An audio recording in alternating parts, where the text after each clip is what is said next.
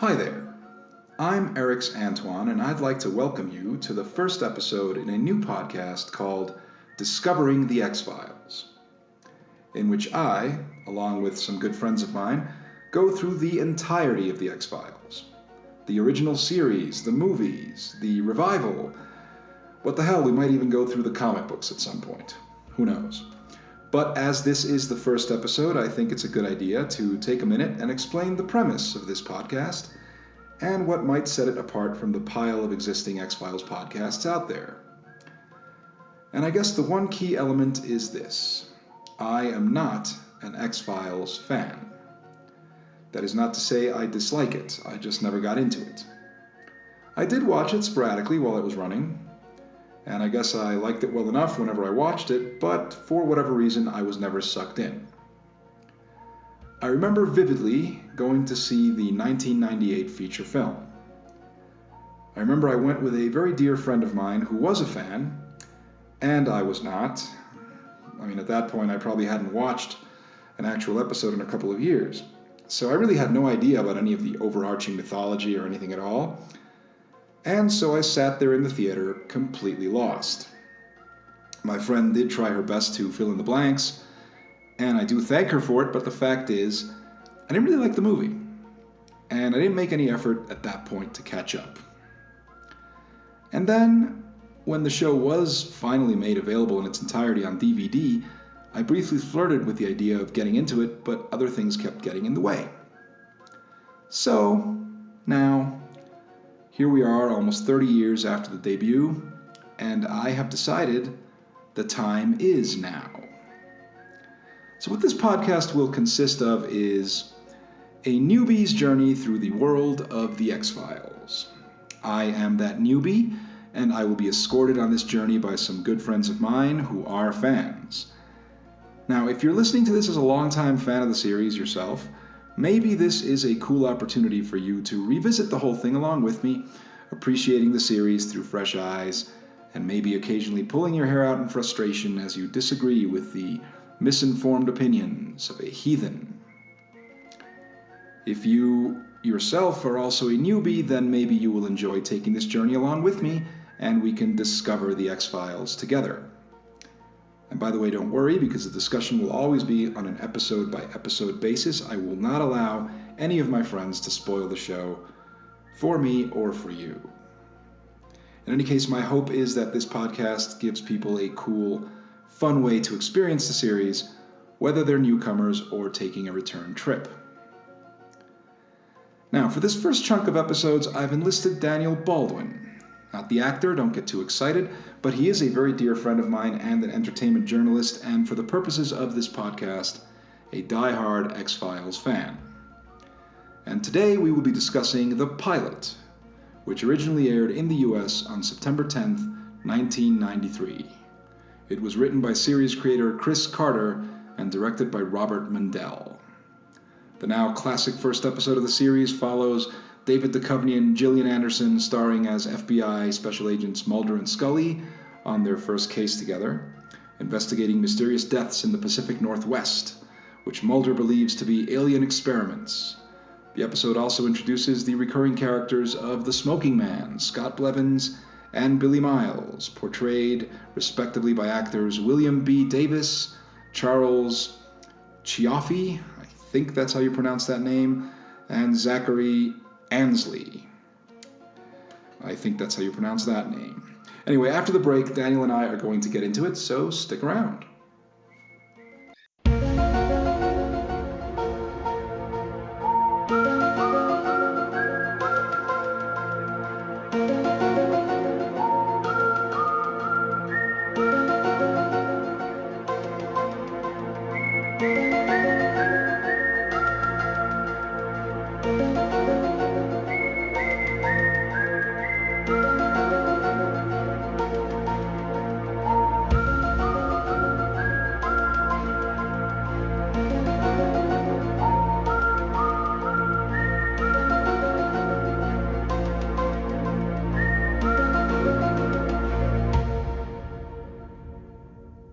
Agent Mulder, I'm Dana Scully. I've been assigned to work with you. Oh, isn't it nice to be suddenly so highly regarded?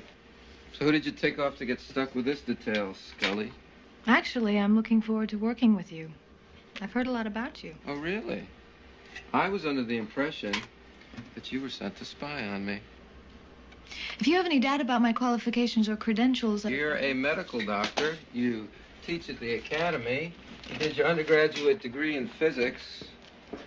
Einstein's twin paradox, a new interpretation. Dana Scully's senior thesis. Now that's a credential, rewriting Einstein. Did you bother to read it? I did. I liked it. It's just that in most of my work, the laws of physics rarely seem to apply. All right, well, welcome, Dan. How you doing? Not too bad. How about you? I'm doing pretty good. Just hanging in there on a semi-lockdown. Not really a severe lockdown, but just kind of we're all kind of home. And it's a good time to be. It's a good time to be watching TV, catching up on classic television, and that's why I kind of decided to do this. I said, good time to finally do a deep dive and go through the X-Files. So I want to thank you for joining me here and kind of walking me through it, because you're a fan of the show, correct? You're an established fan. So let's do a little bit of that. Give me a little background on your relationship to the X-Files as a program. Well, I guess the show premiered when I would have been 9, and I did watch it. I did watch the pilot on premiere night. I'd always had a bit of an obsession as a kid with cryptozoology, so always obsessed with Bigfoot and the Loch Ness Monster, and also Mothman, due to where I live. And I'm not sure exactly when those obsessions started. They were probably sparked by the old Leonard Nimoy show In Search Of, but I'd been carrying those with me for years, and I'm not sure if I saw previews for the X-Files first or if my father did, but one way or another found out about it, and it immediately looked like something I'd like, so we made it a point to sit down and watch it the night of the premiere, and I was hooked from there on out.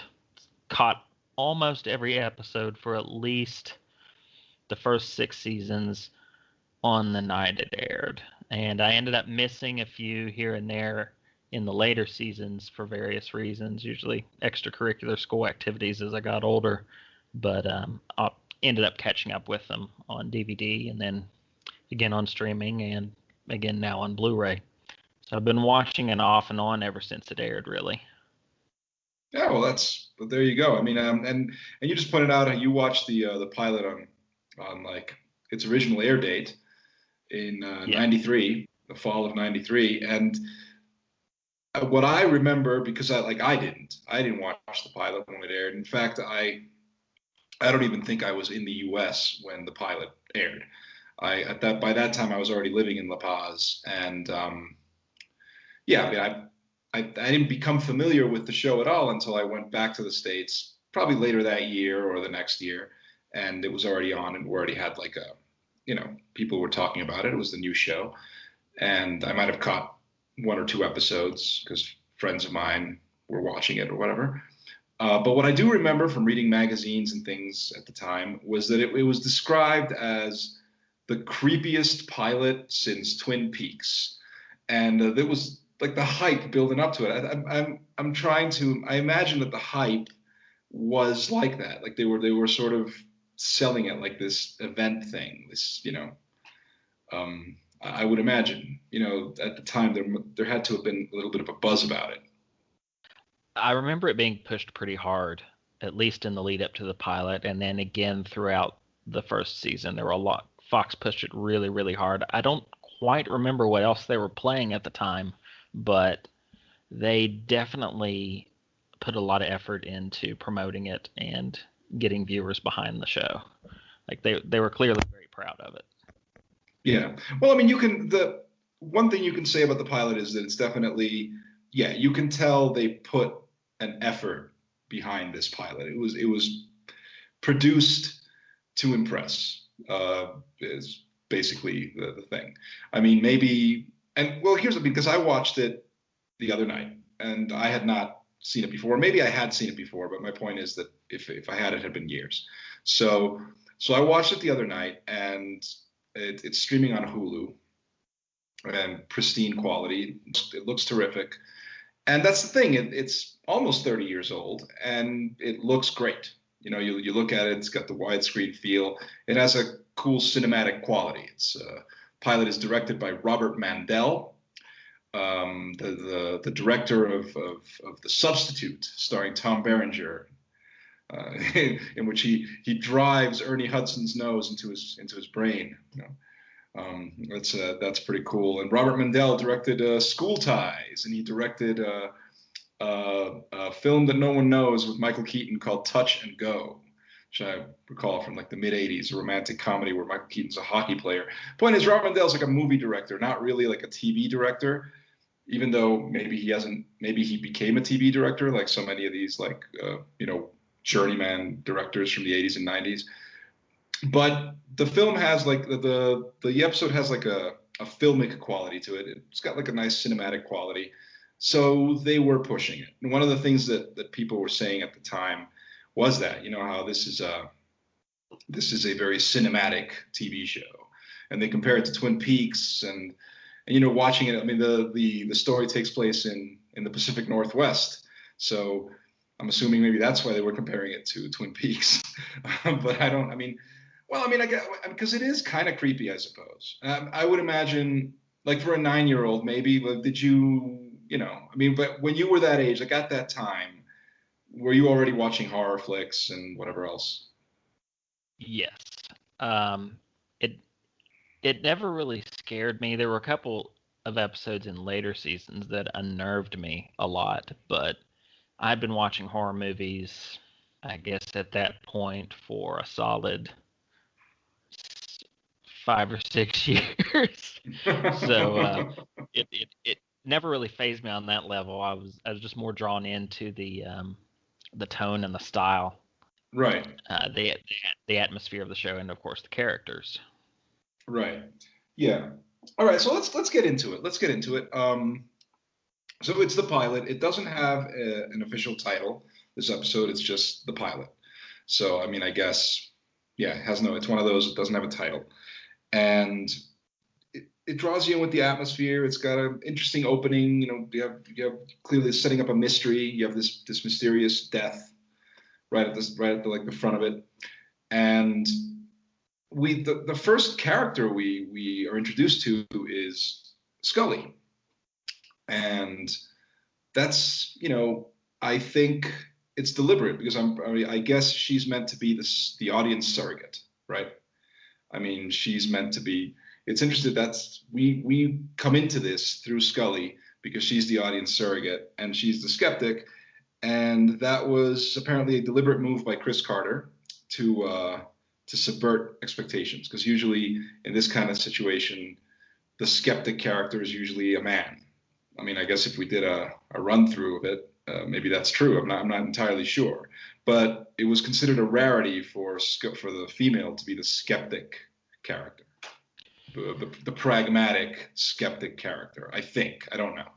I think I get where he's coming from, that to a degree. I guess from a stereotypical and I guess American societal point of view, women tend to be viewed, for better or worse, as the more passionate, emotional, and someone who's driven more by feeling and passion and emotion, as opposed to like cold pragmatism, which I guess is how a male would traditionally be viewed.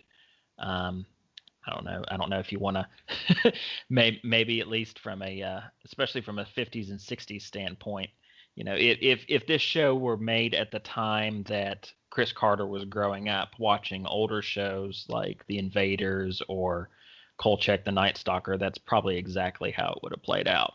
So I can see where he's coming from to that degree. And it on that front, it does make complete and total sense. At the time, I can see how it would have been viewed that way and how he would have thought he was turning things on their head.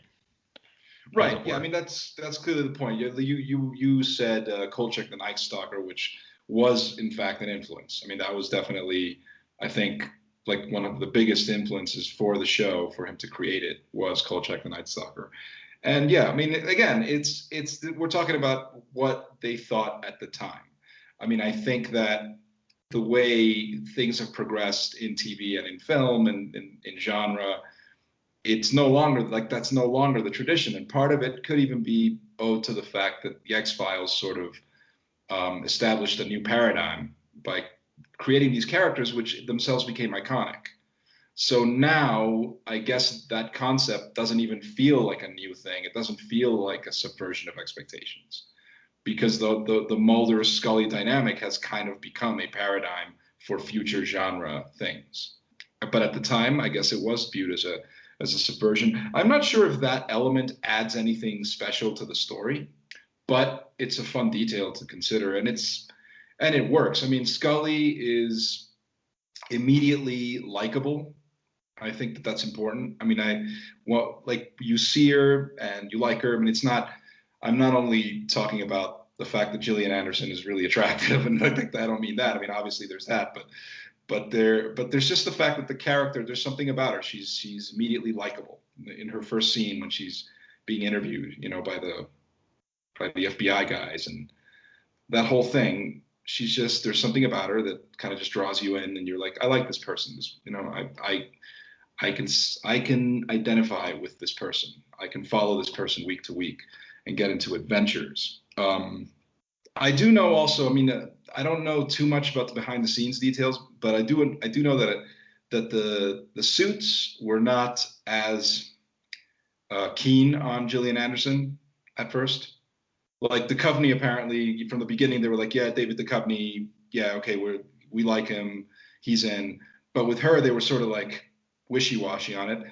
I don't know if you know anything about that. I mean, I read something to that effect, and I don't really understand why. Like, it doesn't make sense to me. It's true. Carter did have to push really hard to get her cast in the role. I don't recall off the top of my head who the other actresses were that were in, I guess, the final running for it, and who the studio, or I guess the network, preferred. I guess I could hazard a guess and say they probably wanted someone a little more sultry. But Yeah. thankfully Carter won out on that, because more than anything, more than the subject matter, more than the cinematic quality of the imagery, more than the writing, even with its ups and downs, the core thing that really kept this series going from start to finish were Gillian Anderson and David Duchovny, and not only them separately, but them together. And I think without one or the other, it may have gone along for a few seasons, but I don't think it ever would have become what it did. Yeah. Well, chemistry is very important, and that's the thing. I mean, they do have very natural chemistry. Like it from like right from the onset. Like, she walks into that office. There's Duchovny hunched over his desk, and the way they first meet. It's a fun scene, and their chemistry is very natural. And you're right. That is the key to the whole show, because you're going to be watching these two week to week. And if that doesn't work, then the whole show is going to just fall apart. And so one thing that they definitely get right off the bat is that the casting was perfect. And that's why I'm saying I don't get it. I know what you mean, the whole sultriness thing. Yes. Thing is, though, I mean, Gillian Anderson is sexy. So I don't know, what did they want? I'm just going like, what?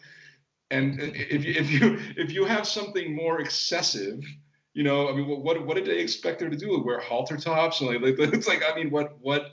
I mean, she's supposed to be playing an FBI, agent. She's a professional. What did they want? And to that point, to that effect, maybe that scene, because there's that whole scene about halfway through the episode where they have the big scare, and so she thinks maybe there's something going on, and she runs out of her, motel room, runs to Mulder, and it's like, oh, check this out. I mean, what's going on?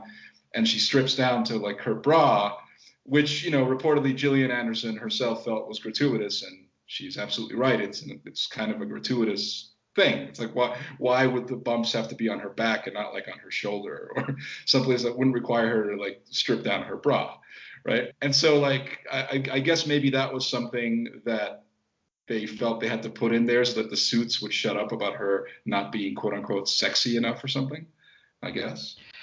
That would be my guess, and I think that scene, as excessive as it is, and as unnecessary as it is, that she needs to strip down right after she's met Mulder, mere days after she's met him in the very first episode of the show. It's Yeah. played off well because Duchovny comes at it from a completely platonic view. He's literally, all he wants to do is check the marks on her back, make sure she's okay, and then reassure her there's nothing untoward or lecherous about his behavior. He's not gawking at her. He's just trying to make her feel comfortable and calm her down. I know back on the Sexy Scully front, they had shot a couple of scenes with a boyfriend that she had, or at least someone she was dating.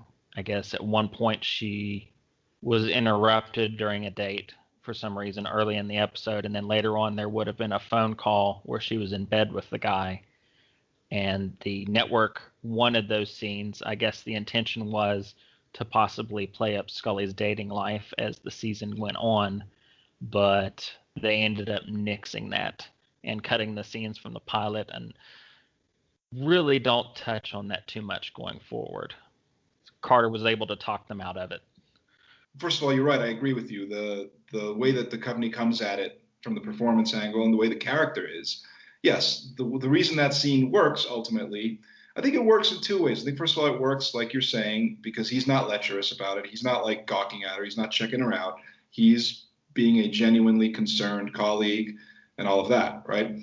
And the other thing is that one thing that it does do is that it establishes a level of comfort and trust, which I think is important for character development, for establishing. It establishes that she actually, even though she just met him, she trusts him.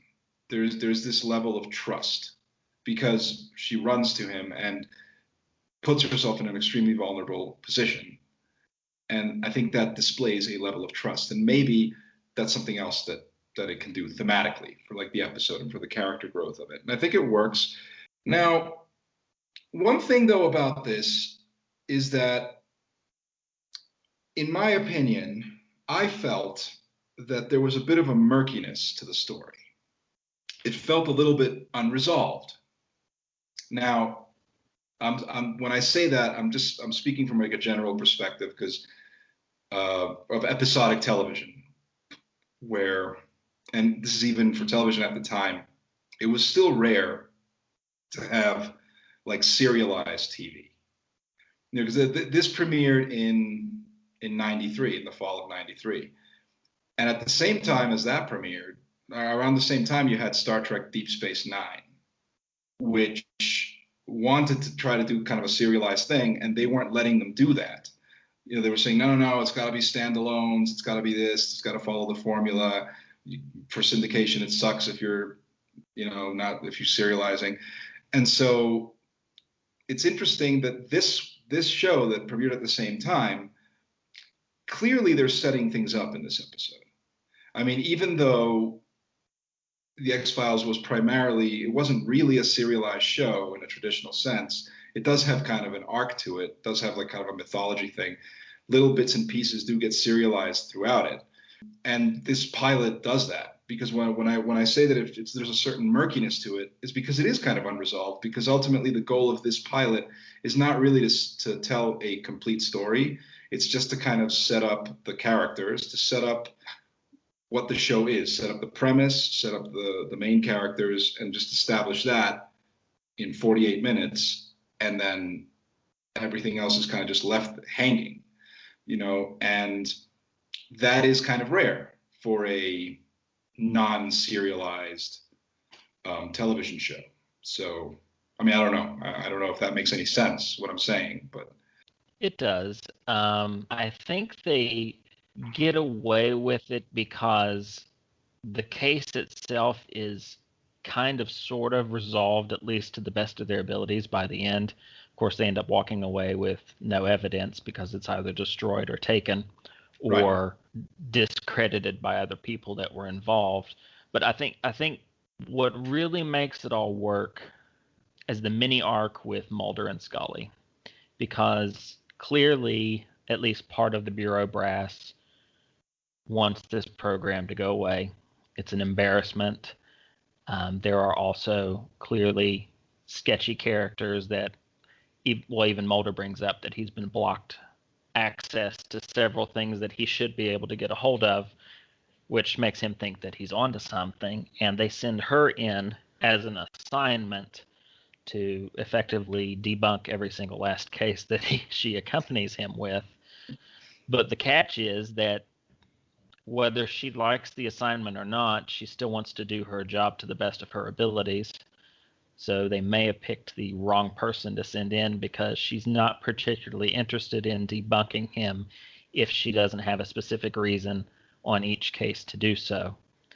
And it would be easy to just have her quietly reporting back to her superiors every episode and undermining everything Mulder does. That would be a stereotypical way to write this.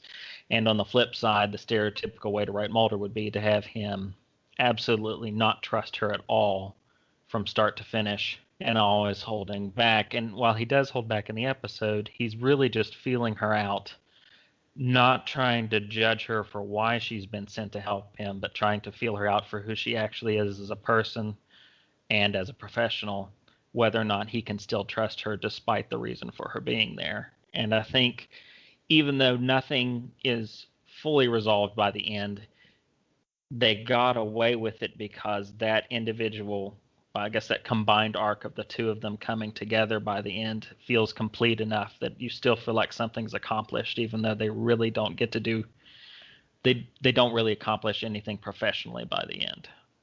That's it. The purpose, or let's say the goal, as you said, it's the arc. It's about Mulder and Scully. It's about how they meet, how they first work together, and what the circumstances are of them coming to trust each other in a certain sense. That, if Scully's been hired, as you're saying, to debunk Mulder.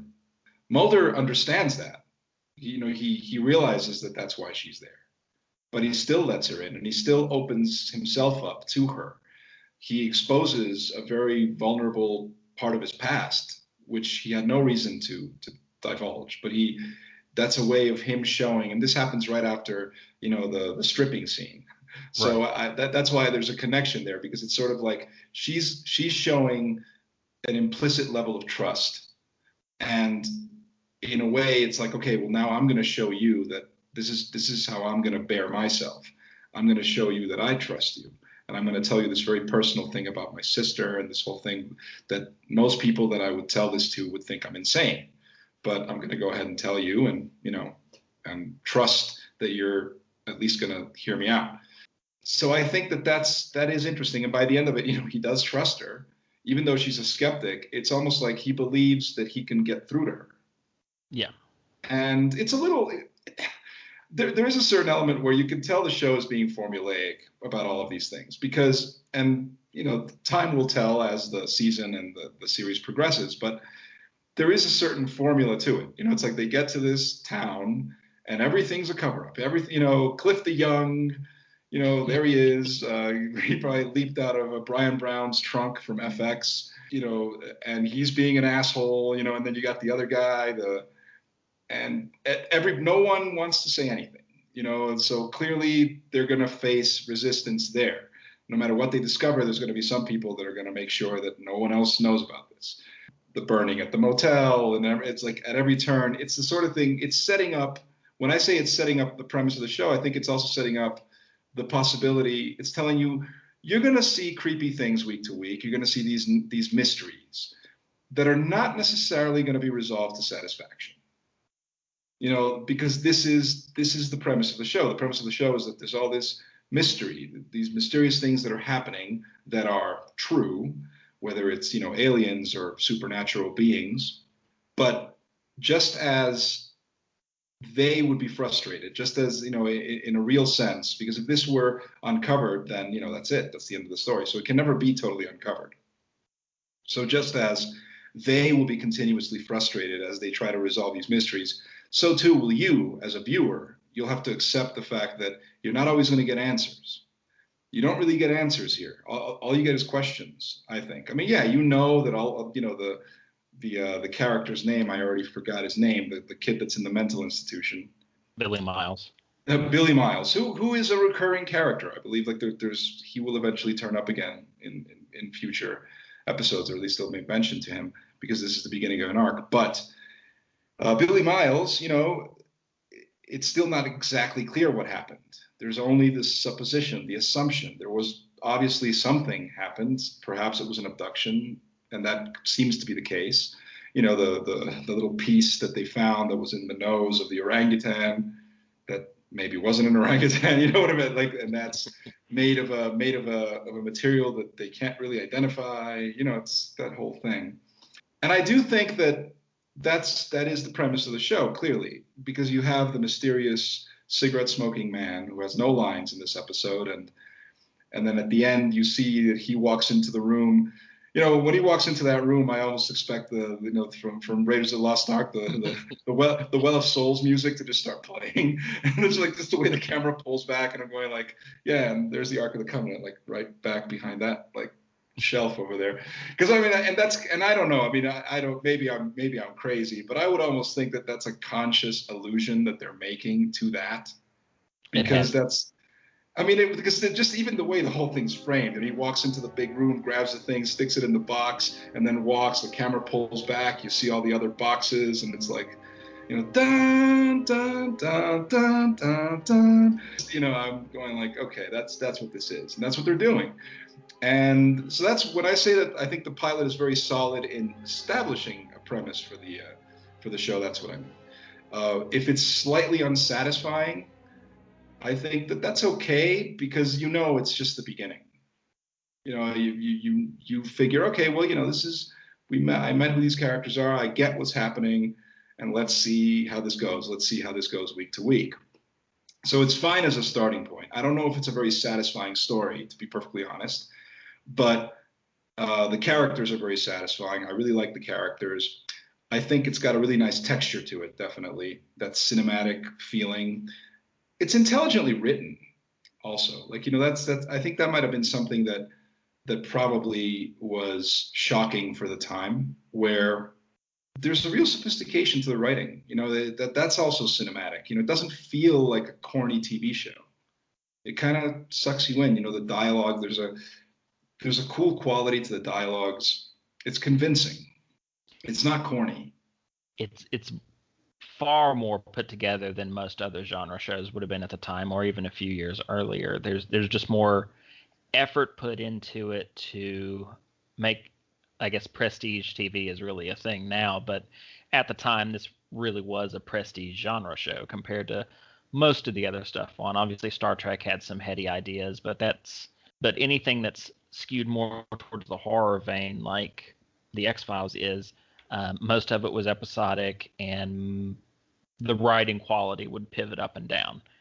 They'd really get you more in visuals or effects than they would on the actual writing. So even with this, where the entire abduction and alien angle is really murky, really vague, they really don't focus on it a whole lot, just the evidence itself around it. But the writing around everything else is so damn good that it really doesn't matter. That you really don't think about how I don't know if weak's the word, but like you said, it's murky, it's muddy.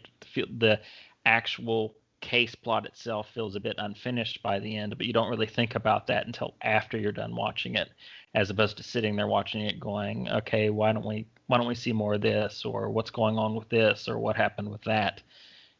Those are thoughts that pop into your mind after you're done with it, but while you're watching it, you're still hooked into the characters so much that you don't really think about that. And it's just really smartly written on that front.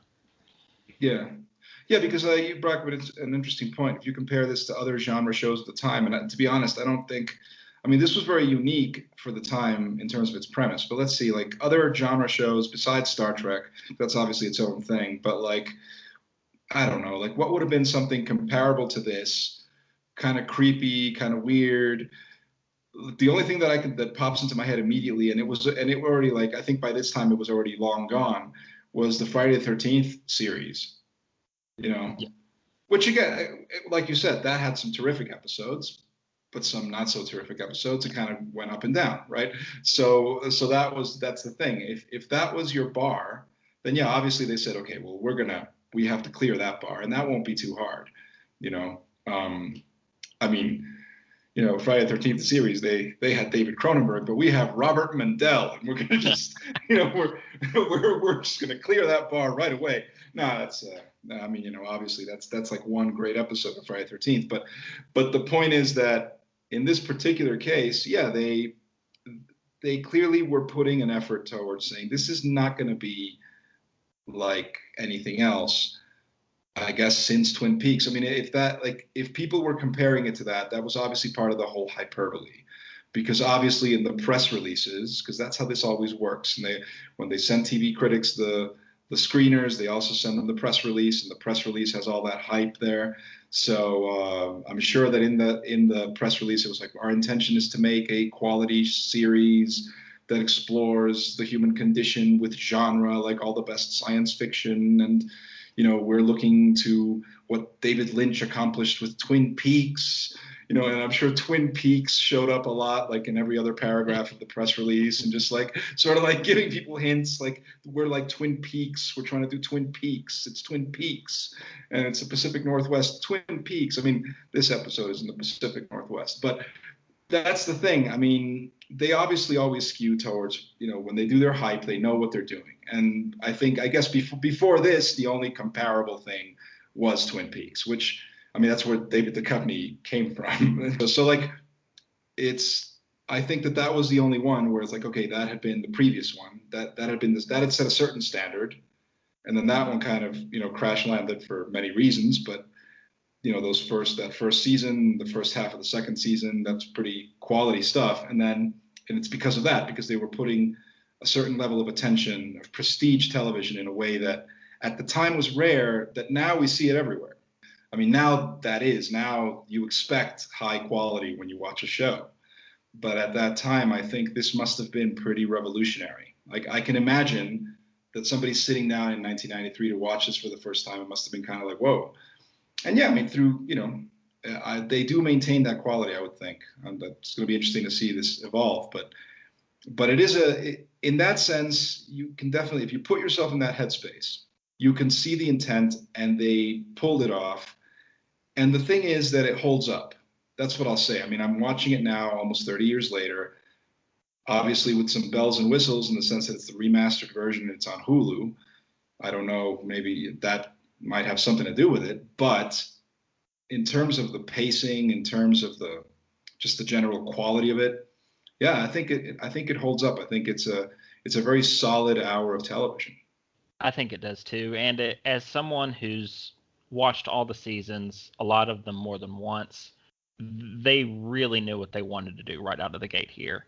Obviously, you'll come to see that more as you continue on throughout it all, but it's a little shaggy, but for the most part, this straight up is the X-Files from episode 1. There was no finding their footing as they went on. They just hit it right down the center and locked in what they want to do from the get-go, which is really impressive. I mean, of course, yourself, I can't tell you how many times where I'll be watching a show now and I have to tell someone, you're really going to like this, but you got to get through those first 8 or 9 episodes, or someone will tell me, you'd love this show if you'd get past the first season. But with the X-Files, it's one of those rare ones where if you watch the first one and you don't like it, you're really not going to like the rest of it, because they know it already has its own identity from day one, from episode 1 onward. It knows exactly what it wants to be. And if you're not tuned into that, you're really not going to like where it takes you after that. Yeah, no, that's a very good point. I mean, most shows nowadays are like that. I mean, they're like, yeah, you do hear that every now and then, and so that's kind of a now thing, because I'm trying to think back. Back then, it was always like, oh, watch this show, it's pretty good, whatever, and then you just watch it.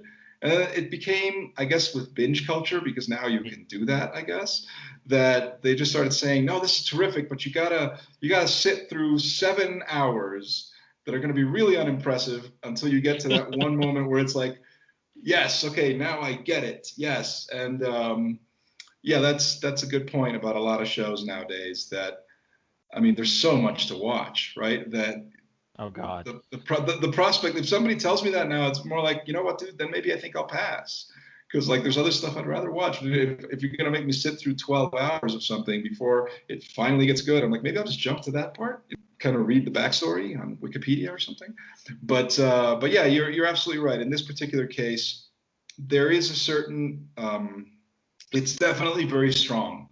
It creates a strong impression, and it doesn't have that feeling. What you're saying about most shows, and I brought up Star Trek earlier. Star Trek is one of those things where that traditionally has that problem. Certainly modern Star Trek, 90s Trek, as they say, from Next Generation on, it was almost uniformly the case where they would tell you, yeah, but those first two seasons are kind of like iffy. That first season's complete garbage. Second season gets a little better, and then by the third season, they're finally, they're locked in. They know what they're doing. It starts to get a lot better. That's true of Next Generation. It's true of Deep Space Nine.